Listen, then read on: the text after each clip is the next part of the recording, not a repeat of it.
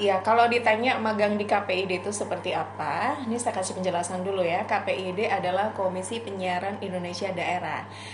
Di 33 provinsi di Indonesia itu, masing-masing daerah ada KPID. Kami ada di Jawa Tengah, jadi kami disebut KPID Jawa Tengah.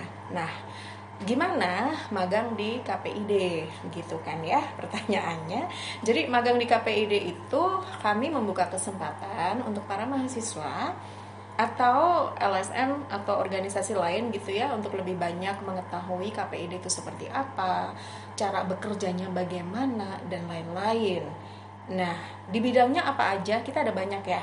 Terutama kita dibagi dalam 3 divisi besar, yaitu yang pertama adalah kelembagaan, yang kedua adalah perizinan, yang ketiga adalah divisi isi siaran atau pengawasan begitu. Kemudian ada bagian-bagian lain juga, misalnya kalian kuliah di bidang IT begitu ya, bisa, karena kami juga ada tim IT yang selama ini sangat mensupport kegiatan-kegiatan KPID. Kalau kita bicara di Fakultas Ilmu Budaya begitu, ada banyak sekali yang bisa dilakukan di sini, antara lain di pantauan isi siaran itu bisa bagaimana konten-konten lembaga penyiaran televisi ataupun radio cukup nggak sih mengakomodasi budaya lokal misalnya, atau seperti apa mereka menyiarkan konten-konten budaya selama ini. Itu salah satu contoh begitu.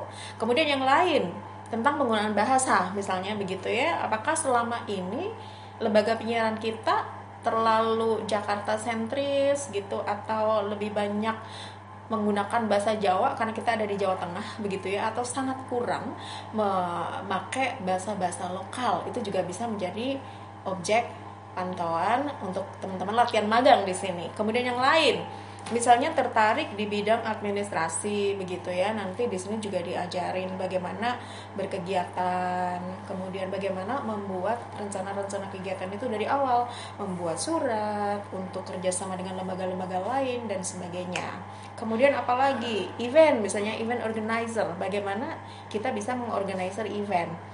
Kita kan selama ini banyak ya, misalnya ada FGD, kegiatan, kemudian seminar, kemudian acara-acara off air yang melibatkan pers misalnya, seperti media gathering dan lain-lain. Nah, itu banyak sekali, intinya adalah hal-hal yang bisa dipelajari di sini. Jadi apapun profesinya, apapun jurusan adik-adik begitu ya, dari berbagai fakultas itu kami terima, karena ekonomi pun bisa ya. Di sini kita belajar manajemen juga, bagaimana manajemen organisasi, manajemen keuangan, itu juga kami lakukan. Kemudian jurusan apalagi yang lain ada di Undip, bahasa Inggris itu juga bisa begitu ya, antropologi apalagi, sangat-sangat masuk di bidang kami.